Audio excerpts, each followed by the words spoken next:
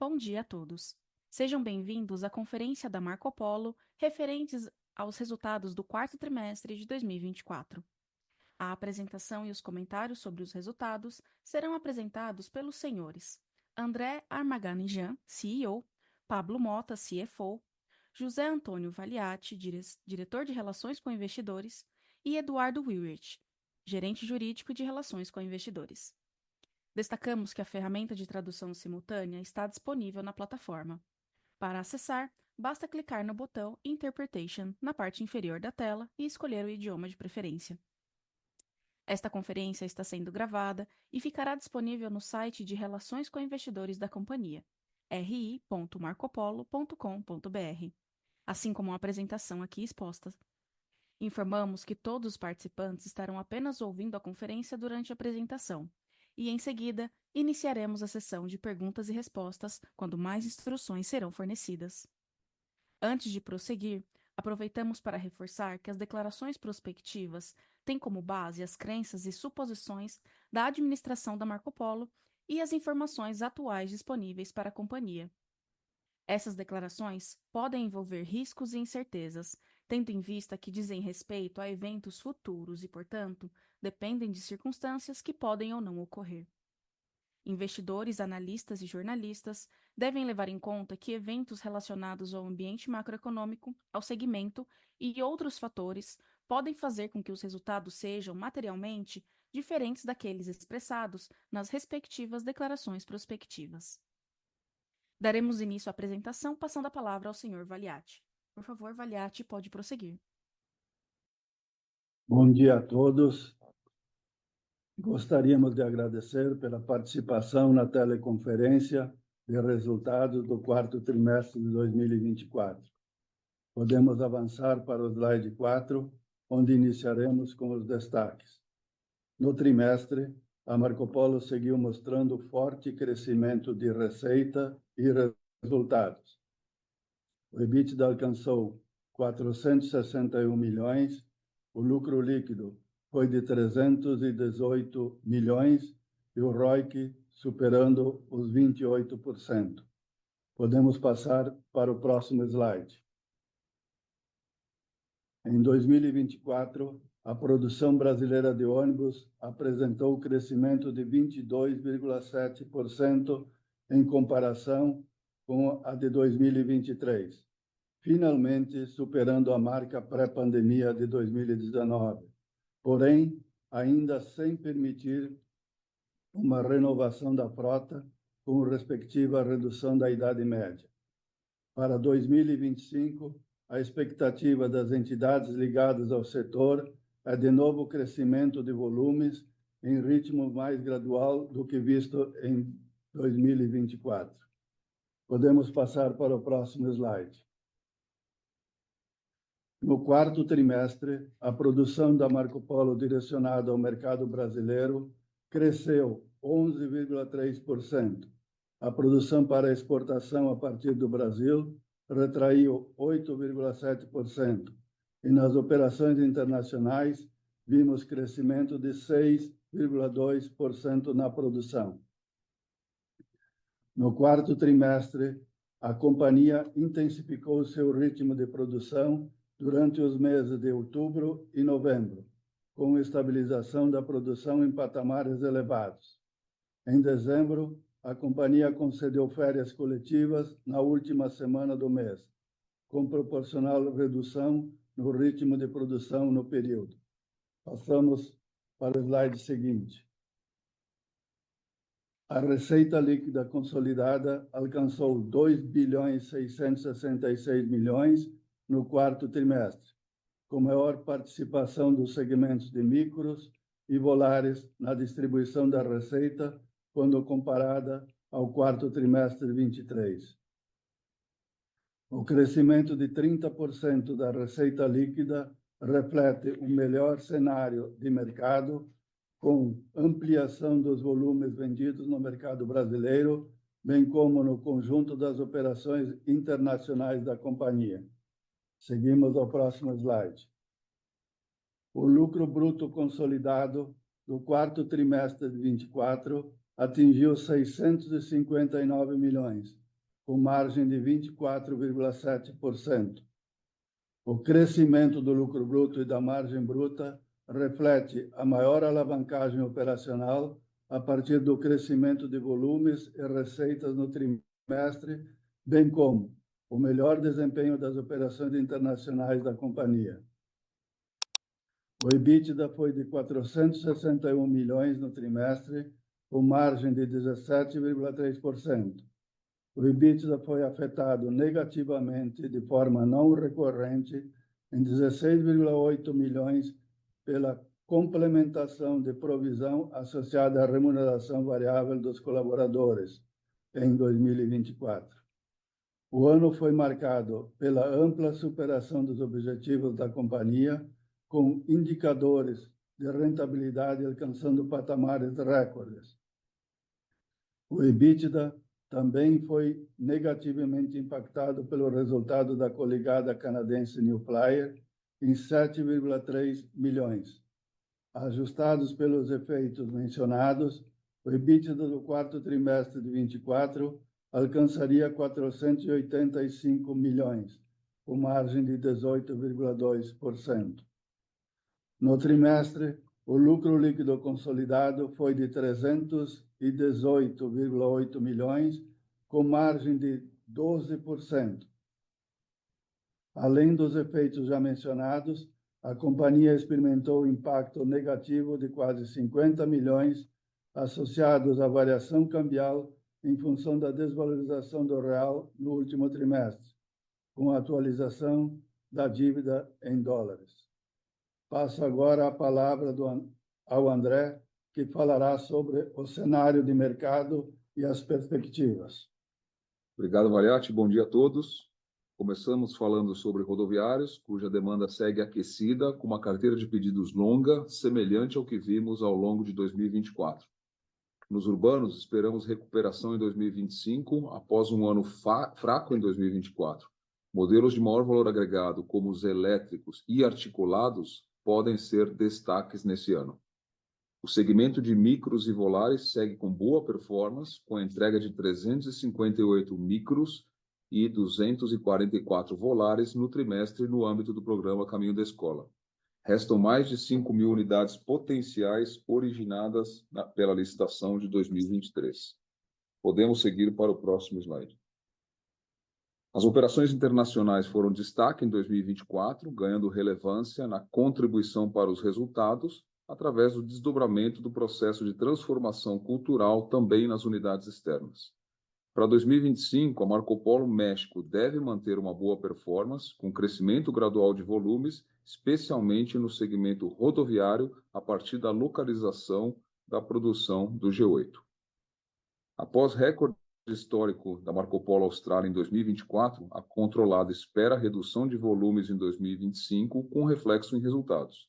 A operação deve seguir mostrando consistência em margens e rentabilidade. A Marco Polo África do Sul projeta manutenção de resultados na esteira da performance 2024, com avanços positivos de resultados após o lançamento da geração 8. A Marco Polo Argentina apresenta boas perspectivas, com crescimento substancial da carteira de pedidos de rodoviários e um ambiente positivo de mercado, com melhorias no cenário macroeconômico.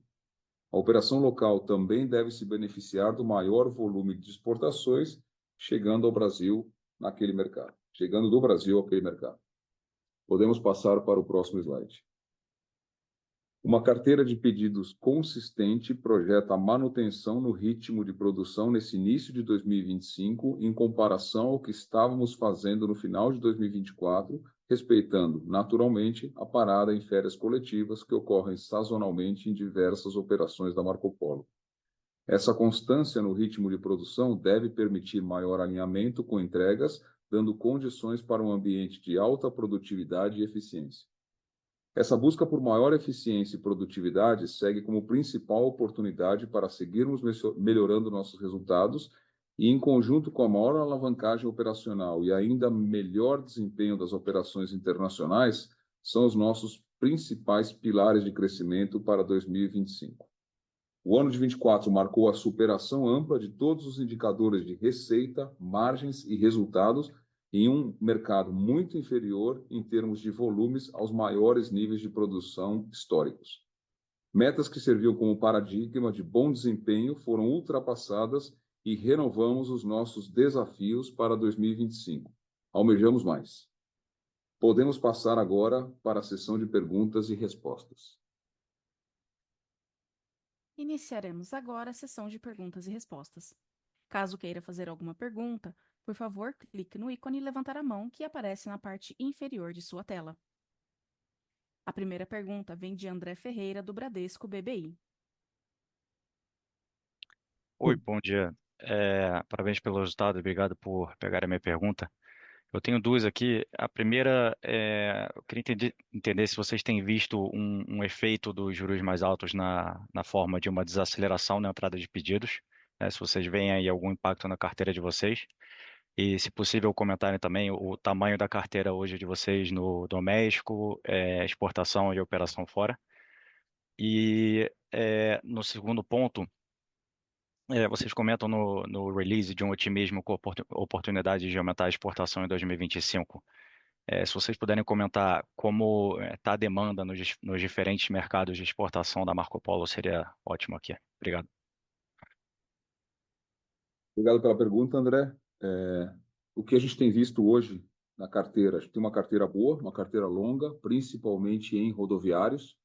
A gente vê no segmento, e a gente vem trabalhando muito forte aqui para flexibilizar a nossa produção, para mais e mais atender essa carteira longa, principalmente no que a gente chama de rodoviários leves. Nós estamos olhando também uma perspectiva boa para ano no segmento rodoviário. No urbano, a gente começa a ver um movimento, como eu falei no meu texto aqui, de urbanos mais pesados, então oportunidade em elétricos e alguns negócios acontecendo em urbanos pesados, articulados, o que também tem nos demonstrado uma carteira boa, oficiando parte da diminuição de urbanos leves. E o micro-ônibus aí no segmento que começou muito bem o ano e algumas adesões acontecendo para o programa Caminho da Escola e ainda muito por vir em termos de volume. A gente vê, em relação a juros, que o movimento de passageiros foi bem positivo nesse final de ano. Então, a gente vê que a maioria dos operadores, tanto nacionais como internacionais, tiveram um movimento importante. Claro que a taxa de juros é sempre olhada com bastante atenção, mas felizmente a gente tem visto um movimento do sistema rodoviário versus aéreo bastante interessante, o que nos dá aí um pouco mais de tranquilidade em relação à demanda futura. Exportação começa também com um nível interessante de volume. A gente tem mercados cativos nossos que compraram bons volumes e estão sinalizando volumes bons para o ano de 25. A gente tem uma Argentina, que é um mercado importante de exportação da Marco Polo, que também demonstra um crescimento para 25. Nós temos no México também um mercado relevante nosso, que também fechamos alguns pedidos importantes para o ano, e alguns mercados cativos, principalmente de América Latina, que seguem aquecidos. Ótimo, obrigado. A próxima pergunta vem de Lucas Lag, da XP. Bom dia pessoal. Eu tenho dois pontos aqui que eu queria explorar melhor com vocês. Primeiro, em relação à dinâmica de rentabilidade, a gente viu a margem EBITDA, se a gente ajustar ali os efeitos recorrentes e sem equivalência, né, saindo de 18% para 17,8% nesse quarto tri comparado com o terceiro, então uma leve contração, mas com uma pressão maior tri a tri ali em custo de matéria-prima, né? E além disso, num trimestre em que a receita em mercados externos cresceu bem, né? Cresceu 34% tri a tri, comparado a um crescimento de 4% do mercado doméstico. Então, assim, a minha pergunta é mais tentar entender com vocês, se vocês puderem detalhar, acho que essa questão da matéria-prima nesse quarto tri comparado com o terceiro, se teve alguma diferença de custo unitário ali que a gente não consegue ver olhando para os números absolutos. E se vocês puderem dar uma ideia também da diferença de rentabilidade entre mercados externos e domésticos, né, para entender se pode ter sido um efeito mix, eventualmente essa ligeira contração de margem tri a tri, dado esse crescimento muito mais forte em mercados externos comparado com o doméstico. E aí um segundo ponto, mas a gente vê hoje a Marco Polo acho que bem desalavancada, né? Mais um ano ali próximo a 0 vezes, né? Se a gente olhar o índice de dívida líquida EBITDA, olhando só a dívida, a parte industrial. E aí fica a dúvida, acho que do que fazer com a geração de caixa, que deve continuar forte, né? Olhando para 2025, até no contexto do outlook que vocês passaram. Então, minha dúvida é se dá para pensar eventualmente num dividendo extraordinário, aumento de payout, se tem projetos mapeados que vocês pretendem alocar esse capital, ou se a ideia é rodar nesse nível mais desalavancado, próximo a net cash aí, que é o que está no patamar atual. Então são esses 2 pontos. Obrigado, pessoal, e parabéns aí pelo resultado. Bom dia, Lucas. Muito obrigado, né, pela pergunta. E começo respondendo pela questão da desalavancagem e depois entro na questão relativa aí à rentabilidade de materiais, né? Então, com relação à parte com essa questão da desalavancagem, de fato, em termos de distribuição, a gente segue firme nas políticas que nós temos hoje aprovadas junto ao nosso conselho, né, de distribuição entre 40% e 50% dos resultados de cada exercício. E a gente está, sim, com um cenário que a gente tem a possibilidade de efetivamente performar em caixa líquido, mas também a gente segue firme aqui em alguns projetos que nós temos internos, né, para a gente estar cada vez mais trazendo essa competitividade e a sustentabilidade dos nossos negócios. Então, em termos de remuneração acionista, seguimos a política. E aí, partindo para a primeira pergunta, falando do ponto de vista aí da rentabilidade, a questão do trimestre basicamente é mix, né? Então é a composição basicamente da carteira que nós tivemos aí ao longo do trimestre. A gente não tem, pelo menos, identificado impactos inflacionários relevantes que possam estar nos trazendo impactos nos nossos custos, né? A gente está num cenário onde as nossas principais commodities elas continuam em patamares de preço bastante competitivos, né? Esse desaquecimento da China, né, esse excesso de, principalmente aço, que é hoje o principal item que acaba sendo dentro da composição dos nossos custos, tem se mantido num preço pelo menos estável, não nos trazendo impactos em termos de pressão inflacionária, mas de toda maneira a gente segue firme acompanhando essas demandas e de igual maneira a gente vem trabalhando junto com os nossos clientes, né, para que a gente consiga estar sempre buscando repassar esses eventuais aumentos de custos dentro do nosso poder de precificação. Bom dia, Lucas. Eduardo aqui. Esse mix ele também está associado, que o Pablo mencionou, também está associado à distribuição da receita entre o mercado interno, doméstico e operações internacionais. Então, as operações internacionais contribuíram bastante no quarto trimestre, devem continuar apresentando um excelente desempenho e, eventualmente, no agregado, elas possuem, por mix e pelo próprio contexto das operações internacionais, uma margem pouco inferior ao que seria unicamente o mercado interno mais exportações. Isso leva a uma pequena diluição, mas numa receita maior, como a gente viu no quarto trimestre. Perfeito. Obrigado, pessoal. Bom dia. Bom dia. Bom dia. Uma pergunta vem de Gabriel Tinem, do Santander. Bom dia, pessoal. Obrigado pelo espaço. São 2 perguntas do meu lado. A primeira aqui mais voltada para o caminho da escola, né?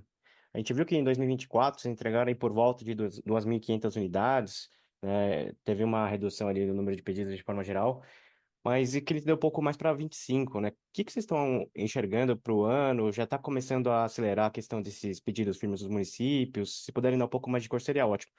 E um segundo ponto, mais voltado aqui para a questão do elétrico, né? Vocês mencionaram que a carteira para 25 ela já tem evoluído de forma significativa, né? E também queria pegar um pouco mais dessa perspectiva de como é que vocês estão chegando para o ano, o que a gente pode esperar de forma geral. Manda isso, pessoal. Obrigado. Bom dia, Gabriel. Obrigado pelas perguntas. A projeção de volumes ela está já excelente. A gente já passa a virada de 2024 para 2025 já com uma carteira robusta de volumes. Então, a gente já começa o ano mantendo um ritmo parecido em relação à produção e entregas de caminho da escola daquilo que nós vínhamos fazendo terceiro e quarto trimestre. Esse ritmo ele deve ser mantido ao longo do ano, então a ideia seria pensar no volume de 2024 como um volume distribuído ao longo dos trimestres em 2025. Isso manteria uma constância maior do que a gente viu no ano passado. No passado a gente viu um volume bom no primeiro trimestre, depois se acelerando bastante no segundo trimestre, depois voltando ao volume do primeiro trimestre. Esse ano a ideia é dar constância, como a gente destacou, então esse volume deve ser distribuído num volume total parecido, mas distribuído ao longo dos 4 trimestres. Gabriel, dando continuidade à tua pergunta, bom dia, sobre elétricos. Lado positivo, primeiro em relação ao produto, que a gente desenvolveu produtos novos, estamos testando, boas performances obtidas, bons resultados obtidos em termos de coeficiente de consumo energético, coeficiente energético. A gente vê que algumas das vendas que a gente fez no ano passado, desempenhando bem, começam a gerar novas oportunidades de vendas, é o caso de Porto Alegre. Nós fechamos o ano, viramos o ano com carros ainda a serem produzidos para São Paulo, e é um crescimento natural, né? A gente sabia que o elétrico levaria um tempo, as instalações estão sendo feitas principalmente na cidade de São Paulo, a questão financeira ou os financiamentos estão mais estruturados do que antes, a gente vê outras cidades sinalizando interesse de compra. Então, quando a gente olha que é um projeto que começou há alguns anos, financiamento mais equacionado, infraestrutura de recarga sendo implementada em algumas regiões, o nosso produto mais maduro, a gente espera que todo aquele movimento de renovação que foi previsto, principalmente para 23 e 24, comecem a ganhar mais força em 25. Então, essa é a nossa leitura. Claro que a gente acredita em variações dessa solução, claro que a gente acredita em outras propulsões e temos trabalhado novos projetos, mas a gente vê um processo de amadurecimento do elétrico que permite, com um bom produto e bom desempenho, obter bons resultados, não só com a venda do Integral Marco Polo, como a disponibilização da nossa carroceria para chassis de outras marcas elétricas, que é o que vem acontecendo. A gente tem feito uma composição boa de vendas em diferentes cidades brasileiras com diferentes soluções de chassis. Perfeito, pessoal. Obrigado. A próxima pergunta vem de André Mazzini, do Citi. André, pode prosseguir. Oi, time. Obrigado pela oportunidade aqui das perguntas. A primeira pergunta é sobre a New Flyer, subsidiária canadense que é listada. Então, se vocês pudessem falar um pouco de qual é a ideia para frente, se é manter o stake que vocês têm atualmente ou eventualmente monetizar, né? A volatilidade da ação tem sido grande da New Flyer. Enfim, não sei se é algo mais ligado a mercados em geral, guerra com potencial tarifa, né, entre os países, ou algo da operação per se, né? Então, como é que vocês estão vendo a New Flyer e como é que vocês estão vendo esse stake para frente? E a outra sobre produtividade na planta, né? Vocês sempre estão querendo melhorar a produtividade, falar um pouco das iniciativas que ainda tem por fazer. Se eu não me engano, vocês contrataram alguns imigrantes mais recentemente. Então, se esse pessoal está totalmente já treinado ou se tem uma curva importante de produtividade dessa nova mão de obra para ser tida nas fábricas. Obrigado. Perfeito. Obrigado pela pergunta. Então, falando um pouco sobre o New Flyer. A New Flyer efetivamente tem sido um investimento que, dentro da nossa estratégia, ele já foi muito estratégico lá no início, quando nós entramos no papel, em 2013, onde se buscava uma sinergia maior. E, ao longo do tempo, essa sinergia ela não vem se materializando, mas, de toda maneira, é um mercado que a gente vem acompanhando de perto. E o que a gente pode, pelo menos, compartilhar, que é dentro daquilo que são as informações públicas que a companhia vem divulgando. A empresa ela passou por um processo de reestruturação, isso especialmente ali nesse pós-pandemia. Essa reestruturação ela acabou impactando tanto o viés operacional quanto a questão financeira. E o que a gente vê é que, ao longo, especialmente desses 2, 3 últimos anos, a empresa ela acabou adquirindo uma posição bastante relevante no mercado, um mercado que hoje ela é líder de mercado, e ela conseguiu, nesses últimos 2 anos, formar uma carteira interessante, né? Então, o que a gente enxerga hoje é uma operação que tem um bom backlog, né, que ela conseguiu trabalhar em preço nessa formação de carteira e que agora ela está tendo os desafios de fazer com que efetivamente esse ramp-up se materialize em termos de entrega de produtos, né? Teve um soluço ali no final do ano passado, em termos de entrega de componentes, lembrando algumas questões relativas ao Buy American nos Estados Unidos, então, requisitos em termos de estrutura de produto bastante rigorosos, mas o que a gente vê é que o potencial de geração de caixa da companhia ele tende a ser bastante interessante, né? E a gente está hoje acompanhando o papel, a gente não tem ainda uma posição fechada quanto ao momento de sair, mas o que a gente tem visto a gente não quer deixar, né, a posição sem que a gente, de fato, identifique aí uma oportunidade mais interessante de ver esse resultado se materializando. Então, de fato ir acompanhando, a gente tem mantido contato regular com eles e a gente agora aproveitar também esse momento bom em termos de geração de carteira e que deverá gerar aí bons resultados, numa linha até parecida com aquilo que a Marco Polo vivenciou entre 2020 até até os dias atuais em termos de crescimento e entrega de valor. Sobre o tema industrial, obrigado pela pergunta. A gente comentou que é um dos pilares realmente de oportunidade de crescimento para a Marco Polo, melhoria de eficiência. A gente tem trabalhado capacitando cada vez mais o nosso time. Vamos lembrar que logo depois da pandemia a gente teve uma redução grande de estrutura, depois nós tivemos diversas contratações e algumas demissões. Então a gente está com um quadro de pessoas mais estabilizado. A gente está com um time de treinamento bastante conectado, então uma conexão muito forte entre a área de RH e a área industrial para a formação de pessoas. A gente vem trabalhando investimentos em fábrica, então a gente tem feito parte dos nossos investimentos justamente para reduzir quaisquer e eventuais gargalos que a gente tenha na produção. Nós estamos expandindo a nossa operação em São Mateus, no Espírito Santo, então investimentos sendo feitos também para ajudar capacitação.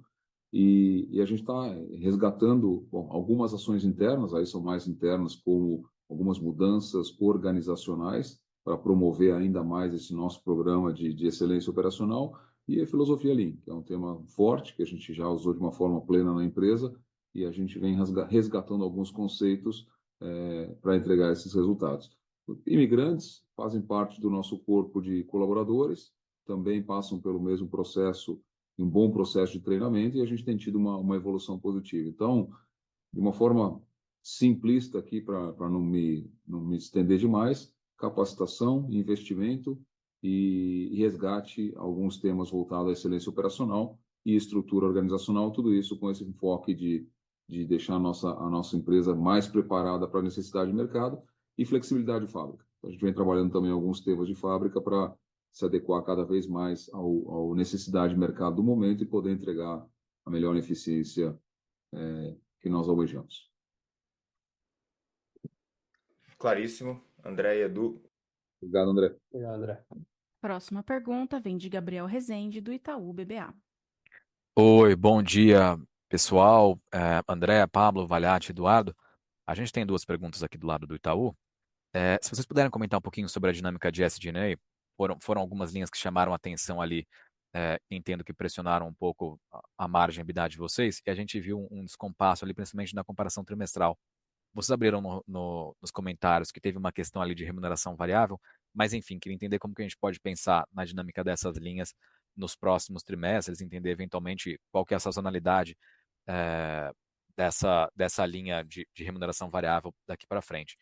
E se vocês puderem também, um segundo ponto, comentarem sobre a dinâmica de ambiente competitivo, principalmente aqui no mercado doméstico, que vocês têm sentido em relação à maneira como os competidores têm se comportado. Obviamente a indústria está aquecida, a gente está observando o repasse de preço, enfim, entender se a gente ainda nota uma dinâmica bem saudável ou se vocês têm visto alguma tendência de aumento de capacidade ou algo nessa linha. Obrigado.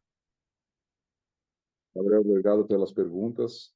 Primeiro, sobre remuneração variável, a gente teve um ano histórico na Marco Polo. Um ano, não só completamos ali os 75 anos, mas antecipamos uma visão nossa futura de lucro líquido que estava no nosso planejamento estratégico futuro. Foi um desafio interessante, porque a gente, mesmo com uma redução de caminho da escola e a não venda de ônibus elétricos que estavam previstos no nosso orçamento, a gente conseguiu compensar isso com bastante trabalho, bastante engajamento e comprometimento de toda a equipe.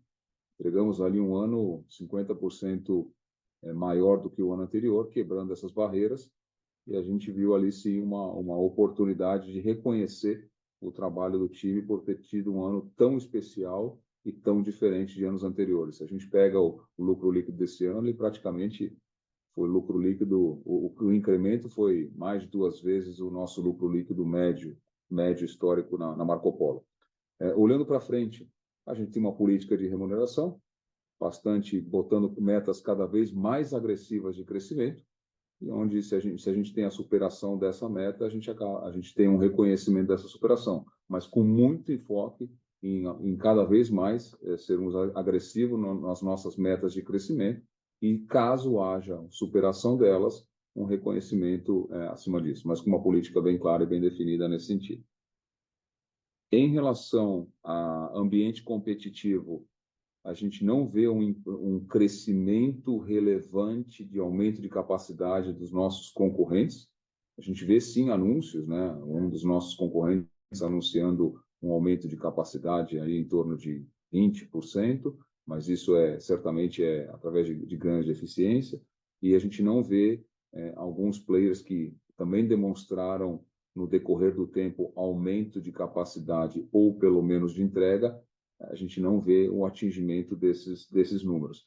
Uma das grandes razões, sem dúvida, é qualificação de mão de obra. É um tema importante e relevante sempre.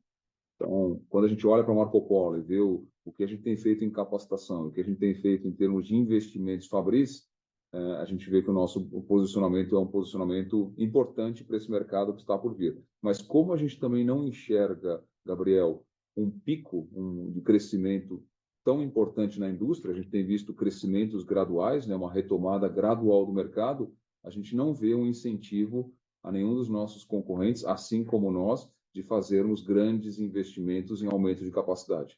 Então, realmente tirar mais eficiência, capacitar mais o time, fazer investimentos com crescimento gradual. Isso permite uma bela composição entre oferta e demanda, o que tem nos permitido o posicionamento que a gente tem praticado. Tá claro, André. Obrigado pelas informações. Só um follow-up, talvez, em relação à dinâmica de SG&A. A gente deveria esperar tudo mais constante, então, uma melhora dessa linha no primeiro trimestre do ano, certo? Agora no primeiro TRI de 2025, considerando vocês classificaram isso como não recorrente no quarto TRI, eu entendo que a gente não deveria ter essa parcela de remuneração variável impactando o primeiro trimestre de 25.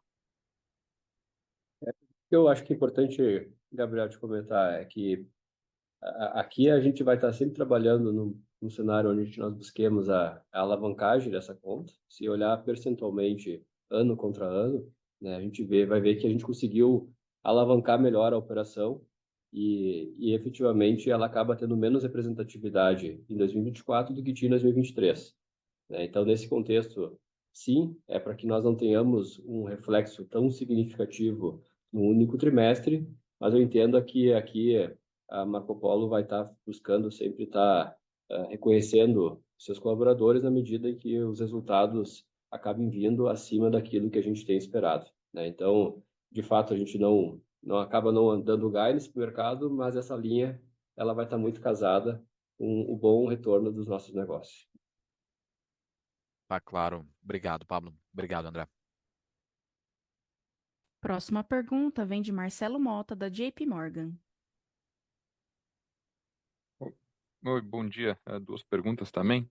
Primeiro, se vocês pudessem comentar um pouco sobre o que vocês estão esperando de CapEx, né? Vocês falam aí cerca de 350 milhões por ano, né? Era o que deveria fazer em 2025 também. Então, entender um pouco como é que vocês estão vendo a distribuição desse CapEx. E aí, a segunda pergunta, enfim, vocês anunciaram a aquisição da Reborn no final do ano passado, né? Enfim, pequeno, mas entender se quando vocês olham, né, CapEx, vocês olham M&As, a gente deveria ver algo mais nessa direção, talvez de comprar engenharia, tecnologia, se isso aqui foi um pouco mais esporádico, ou a gente poderia ver outros deals parecidos com esse da Reborn mais nessa parte estratégica de engenharia. São essas duas perguntas. Obrigado.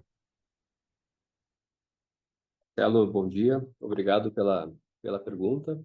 Em termos de CapEx, a gente segue a nossa batida. Eu diria que a Marco Polo tem um desenho estratégico, pelo menos pelos próximos 5 anos, bem estruturado. Muito do nosso foco ele está em buscar efetivamente uma ampliação desse nosso portfólio, trabalhando com produtos cada vez mais inovadores e que, na linha daquilo que a gente fez em relação ao G8, acabaram trazendo aí muita tecnologia embarcada e muitos atributos de valor para o passageiro e para o operador, de maneira que sustentou todo esse nosso processo de turnaround aqui interno. Então, o que a gente vai estar enxergando, pelo menos agora para o ano de 25, é um cenário que segue esses 350 milhões que a gente já vem compartilhando com vocês, e muito disso está dentro desses atributos, e aqui a gente vai estar falando muito em ferramentais, em moldes, e também algumas melhorias Fabris necessárias para esse processo. Também a gente já, nesse montante, deve estar incluindo também modernizações da nossa fábrica, que nos ajudam nesse processo também de incremento aí da produtividade, como a gente vem comentando junto com vocês aí nos últimos calls. E com relação a questões de estratégia de aquisição ou operações de M&A, eu acho que dentro desse desenho de ter esse racional estratégico muito bem estruturado, de quais são os passos que nós queremos dar para os próximos anos, a Marco Polo ela está olhando muito nesse momento para dentro de casa, identificando que são oportunidades que ela tem de complementação, e num caso como, por exemplo, da Reborn, foi justamente fazer uma operação no qual a gente identificou uma oportunidade de estar criando sinergias com uma empresa que tem uma mão de obra diferenciada, um nível de qualificação que pode estar acelerando o nosso processo de desenvolvimento e nos auxiliando na entrega de novas soluções para o mercado. Então, acho que quando a gente olha para esse cenário de M&A, nesse momento a gente está identificando muito mais a possibilidade de estar dando velocidade para os nossos desenvolvimentos internos, de maneira que a gente consiga estar cada vez mais adicionando valor na nossa geração de receita para esses próximos anos. Só um complemento, Marcelo, lembrando que o nosso foco é olhar para distintas soluções voltadas à descarbonização, adicionalmente ao nosso dia a dia. Como a Marco Polo tem presença em vários mercados e as soluções de descarbonização são distintas em cada região ou país, a gente precisaria acelerar realmente esse nosso processo de diversificação, muitas vezes trabalhando com os nossos parceiros tradicionais, como a gente falou, de chassis, e olhando para distintas soluções, como a gente já anunciou, além do elétrico, a própria solução híbrida, que foi mostrada numa feira recente do nosso Volare híbrido. Então, para nos ajudar nesse processo de descarbonização, era importante trazer conhecimento para dentro de casa, e é isso que o Pablo explicou no caso específico da Reborn. Super claro. Obrigado, gente. Bom. A próxima pergunta vem de Vitor Mizusaki, do Bradesco BBI. Oi, bom dia. Parabéns pelo resultado. A gente tem duas perguntas. A primeira, com relação ao caminho da escola, a gente tem escutado sobre uma possibilidade do governo soltar um edital no meio do ano. E daí, a primeira pergunta, se vocês acham que faz sentido, né, de repente ter um edital e o leilão ainda acontecendo em 2025, para entregas, de repente, final do ano, 2026.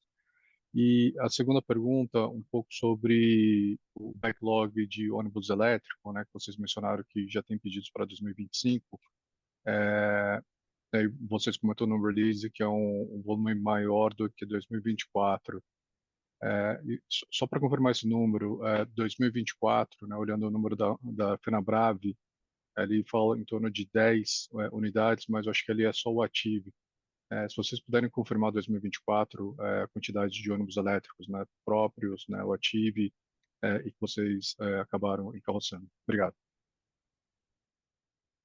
Bom dia, Vitor. Obrigado pelas perguntas. Em relação à licitação do caminho da escola, poderia sim acontecer no segundo semestre de 2025 em algum momento. A gente tem um volume bem expressivo, mais de 5 mil unidades que com potencial de entregas ainda da licitação de 2023.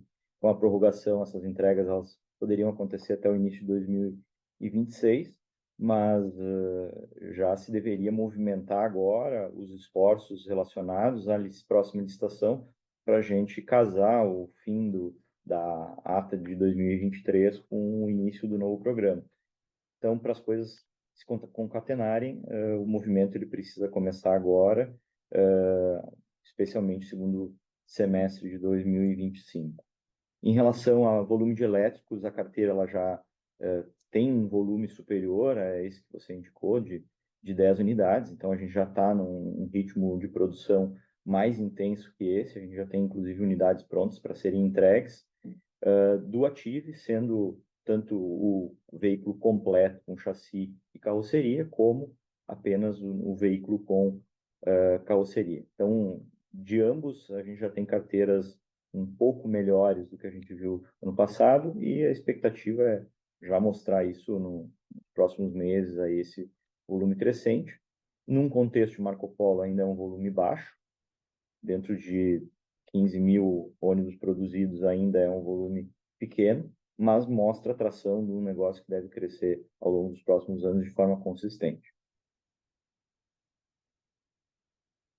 Ótimo, obrigado. A sessão de perguntas e respostas está encerrada. Gostaríamos de passar a palavra ao Sr. Valiati para que faça as considerações finais da companhia.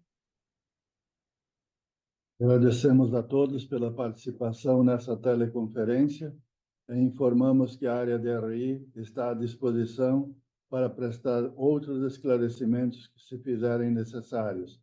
Tenham todos um bom dia. Muito obrigado. A conferência está encerrada. Agradecemos a participação de todos e tenham um bom dia.